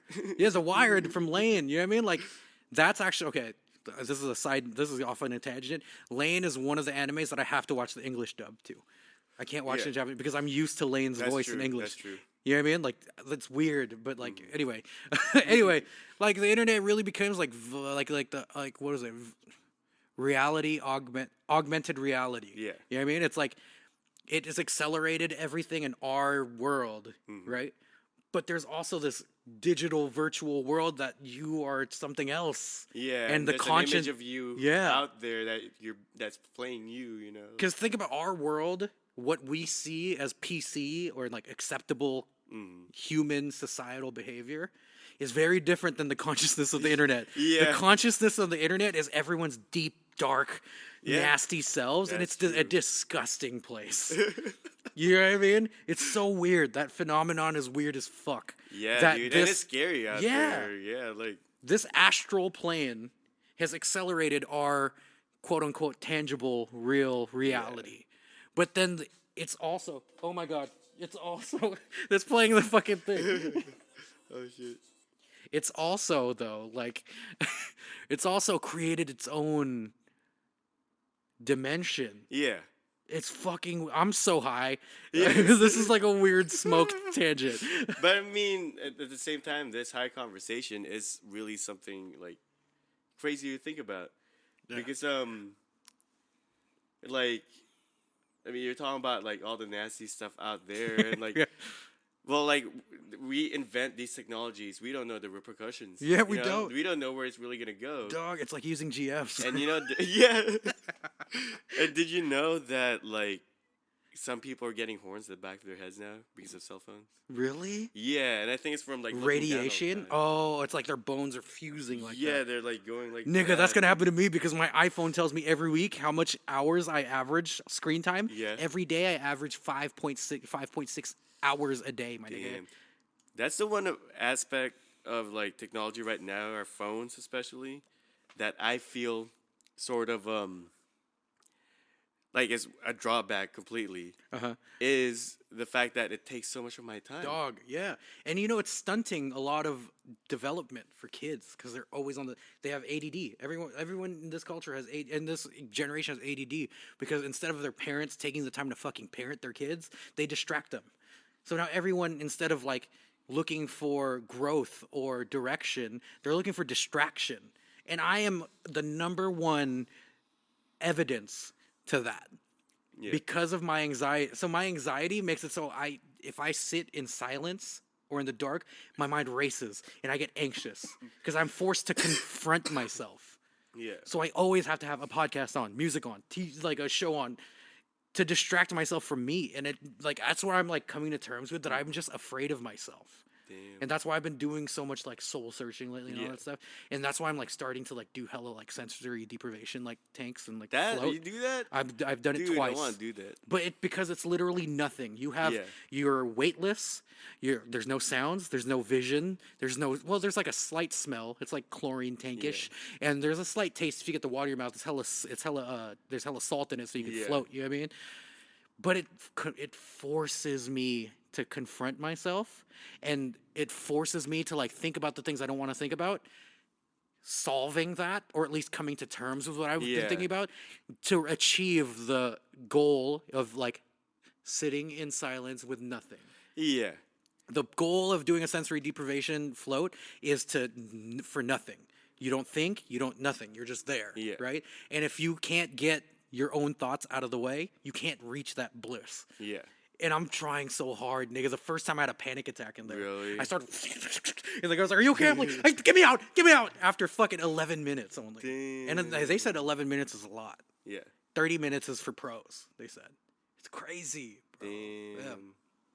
That's crazy. And that's all a direct correlation to technology. Yeah. We have been distracted by technology for our whole lives that we don't confront ourselves. Well, yeah, like there is this study done with people, and it's like boredom. Like that's what I see it. It's like painful, you know, because there was a study where people had this device, right? Yeah. That shocks them, Uh-huh. and they just had people sit in silence, Oh shit. and like you know they tried the button once. Uh-huh. And then like, oh, it shocks them. So it's like the initial thing is just you're curious. Yeah. You know you don't like it, so you like don't want to do it again. But after sitting with your own thoughts, For so long. people would Just shock press that. oh my Because god. your brain is always looking for stimulation. Oh my god. And now that we have so much stimulation, Yeah. it's not used to not getting Right. like this, you know, spectacle. Fuck, dude. Life is so fucked. Yeah. When I think about like the concept of life and being alive, I get so exhausted. Mm. It's like why? Man, dude, I meditate though, and I want to try Yeah. that deprivation. You could tech. probably endure it better than I do because I Yeah. suck at meditation. But like, it's crazy because with meditation, does seem like letting go of something. Yeah. You know, like Yeah. it's all. I mean, hallucinogens. I think like when I take it, I usually have a good time. Yeah. And it's because at that moment, I just think to myself like, I just gotta Let go. go. You know, like Yeah. That's so like that's another thing too. Like I found the reason why I've been doing this the past couple years, yeah, really doing like a lot of mental reevaluation and shit like that is because like I'm scared of certain situations because I don't know how I would be able to handle myself. yeah, And I feel like that's because I'm not comfortable with myself. You know what I mean? So like I've never been good with hallucinogens. yeah, You know what I mean? Shit like that because I'm afraid of confronting myself. Same thing with like, and it all ties back to that's why I can't not listen to a podcast or music or a movie because I can't confront myself. You know what I mean? That's why I've been trying to do this because I can't. I think once I could do all that, I literally could do anything and be fine. You know what I mean? But I'm just not there. And like, there's still days where I'm just like, I mean, most days I'm still just like, no, I don't even want to deal with this right now. I got to put something on. Yeah. Because it's so exhausting and it's like a Yeah. slow ass process. But that's why I'm saying, like, in the grand scheme of things, I'm just like so in the space where I need to fix me first that I can't like give myself to people You know what though? and shit. I've heard a lot with there's like successful people like I forgot the name of this one. Keenan Thompson. No. Oh, you said successful, But people. he was an author, right? He was just talking about how like find yourself through your work. Yeah. And same thing with like a bunch of other people who like usually there are stories that, you know, they just started off, they're not really special, they're just doing like weird jobs or like Yeah. just regular jobs. And for a while they were just drifting and lost. Yeah. And I feel like when they kind of found is that all the experiences they've had that they've went through, like different jobs, kind of formed who they are. Yeah. And like know kind of how to like do things through that, you know. Interesting. Like, Yeah. so, and I'm not just talking about like your work too. That just for money. It's just like Yeah. this thing That you put yourself into. Yeah. That's interesting. And that makes me think, like, what am I doing in that aspect, right? And I think my professional jobs really have also helped shape how I, like, approach things and people and situations. But, like, my work is, like, all the way gang stuff, and I really think I did find myself there. Yeah. And I'm more comfortable with myself now than ever. Yeah. And I think that's also because, like, I know that I have, like, this North Star that I'm working towards, which is the shit. So, Yeah, and I feel like it's interesting. just yeah. Like It's that. like I like that. And as artists too, you have those times when you doubt yourself, and I think that's what like Having the group. having the group. But I'm saying like it's like it is confronting yourself with the work that you actually want to do. That's that true. you care Okay. about. It's confronting a side of you, your Okay. doubts and stuff like that. Right. But you're like, but I still like doing this. Yeah. So like, you know. Well, that's okay. I get that even more actually, where it's just like like the fact that I like have a job and also like I'm trying to be a rapper and stuff like that. Yeah. I could easily like fold to like the outside pressure of like that's stupid, Yeah. but instead I'm like no, I'm doing this, Yeah. and I could find and like I'm comfortable that I'm doing this. So it's like Yeah. you find it. Like I can see. I understand that, and I think I like that better. Okay. We all right there, man. We all right. We working. We All trying, bro. right. We trying, man. Man, That's we're it. like morphing into an advice. This type is a of, deep ass podcast, bruh. This is what happens when it's just two of us. No more bullshit. Yeah. We're not talking shit the whole time. That's true. We went deep today, boy. I know, right? Oh my god, what happened? I feel like I'm 10 pounds lighter, or Bro, something. I feel like we were like in this water and I just came up for air, bro. Like I feel like right now too. Maybe it's because I'm high as shit. I feel like right now I just like snapped myself out of this trance. I'm like, whoa, we were just doing that. Yeah. I know it's like we have topics usually, and that's fine. We love talking about these, Right. But like, I guess we were just following this thread, this journey. It's like, holy shit, I figured stuff about life, Bro, I'm telling you, I feel like when we were both like just like, wait, what the fuck were we just talking about? We like snapped out of something. We're like, dude, what did we just do, bro? Like we got into this flow. But I enjoyed that's that. cool, yeah. I like that. This podcast is low-key therapy right now. Especially because I didn't go yesterday. Oh, man. Well, shit, man. I enjoyed today's session. Yeah, man. Oh my God, let's get the fuck out of here.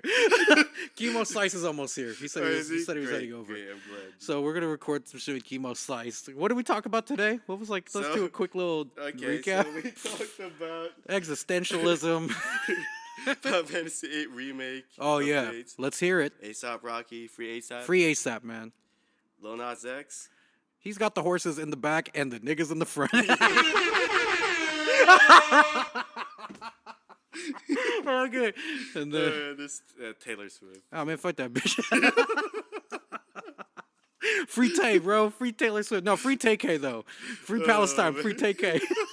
That song, ever since you showed me Jesus the One. Zach Fox, Oh my Benny God. It's one of the greatest things I've ever heard about. I still listen to it today with the same like joy and jubilation. But the thing is, see, like, okay, like Blueface is good because of like Blueface. It's kind of funny. Yeah. Because but it feels like he's not trying to be. Right. It's like why do I like you so much? Yeah. But like this song, Jesus is the one. Like he knows exactly what he's doing. Yeah, like yeah, it's perfect. He knows exactly what it's doing, but it also feels spontaneous. Yeah, like So it's not like contrived. You know what I mean? Yeah. It's weird. It's a skill to sound like you know exactly what you're going for, but not forcing it.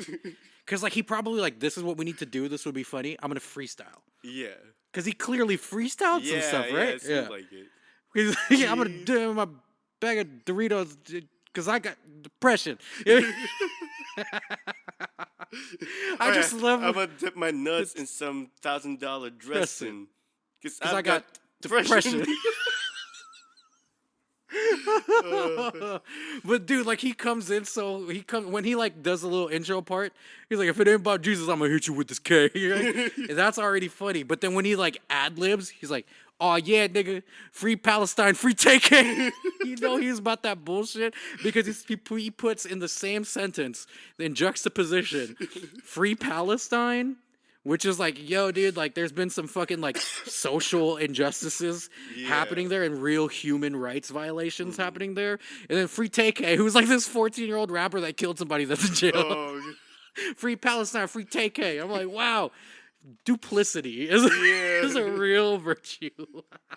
Oh, man, it's good. It kind of reminds me of how Das Racist was. Bro, I was going to say, if Blueface was in Das Racist. Yeah, huh? If he rapped like Blueface and had the same aesthetic sensibilities as Blueface, but hung out with Heems and Kool AD and had their sense of humor, that's that song. That's true. Holy shit. What a wonder. Like the team, Blueface, call Kool AD, call Heems, and write a fucking record. Yes. Have a Lakutis fucking Make sure feature. Dad's in it too, Yeah, man. yeah, I mean, yeah, the fucking hype man, nigga. Yeah, Yeah. Like, come on, man. But thank you for showing me that. Hey, no problem. On Repeat podcast at its core was us showing each other songs, and you showed me Jesus is the One, and it has improved the quality of my life. I can say. I'm glad. Where can they find you on social media? You guys can find me at the Holographic Children.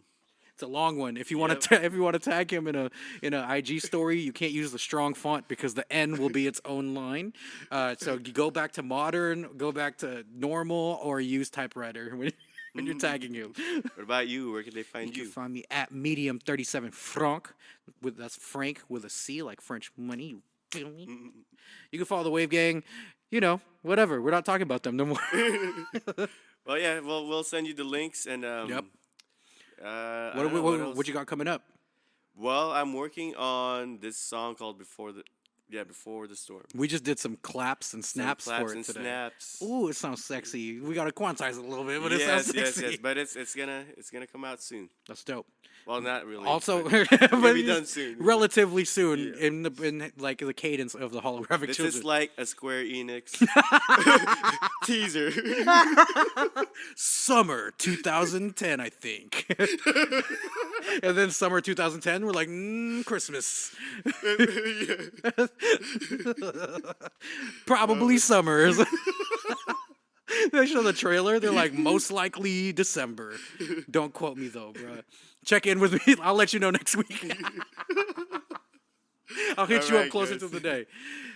But he also Pleasure's out. Pleasure's out. You guys should check that It out. sounds so good, dude. It's probably my favorite holographic children's song now. Oh, thanks, man. Thank you. It's either that, like, it's that's closely tied with Weathered. I still think Weathered is your fucking joint, bro. Yeah. Oh my god, I cried to that song. Thank you, man. Really? Yeah, man. I actually cried to one of your songs. Remember the other when you texted me and I was like, I'm actually listening to you right now. Yeah. I cried to Weathered in my car. Really? I was having a bad day. Damn. That was yesterday.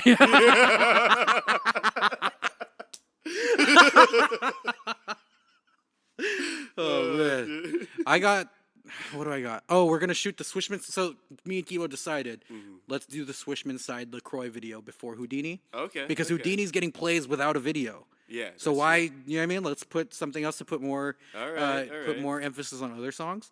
And Adam and Sean said we could use their studio, and Sweet, they'll be in the sweet. live band, the quote unquote live band. Sweet. Yeah. I'm excited for We're that. gonna do that Yeah, now. I So- remember now. I forgot our idea, but I remember now. Yeah. And it's gonna be so It's sick. gonna be sick. I can't wait. Chemo's on board with it too. He's gonna want to talk about it when he gets here too. So Awesome, that's gonna be sick. awesome. So that's coming. 80 Seagull out all platforms. But whoa, damn! I ate a bowl of cereal, but it couldn't. But there was no milk. I couldn't get it to 7-Eleven because it's 7-Eleven. Yeah. And there's so many people over there, so I had to go to the liquor store. But they only had like a gallon of milk. So I was like, "Fuck, what am I finna do?"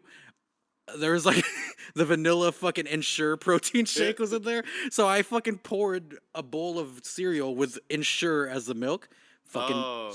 the vanilla with the Frosted Flakes though. That's just delicious. It's good? So Oh, good. shit. But that's why I'm burping. But anyway, another thing I have coming up for Medium Fray is I have a collab coming out soon Ooh. with Honey Tinted. She's a Bay Area singer, rapper, whatever. Yeah, that's in the works right now. So I can't wait. it's just gonna be a single, but it's some swag Oh shit. yeah, and where can they find her? At on IG, I think it's at Honey HUNNY Tinted TINTED. I think is their IG. I think. cool, Don't. cool. But yeah, it's gonna be tight, man.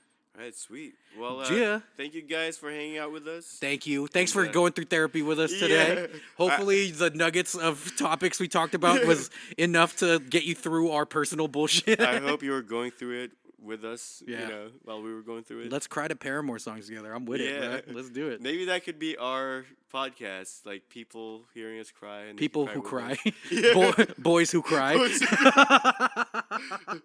Well, you know what they say on the On Repeat podcast. Yes. What did they say? Zip it up and, And zip it out. out. All right, y'all.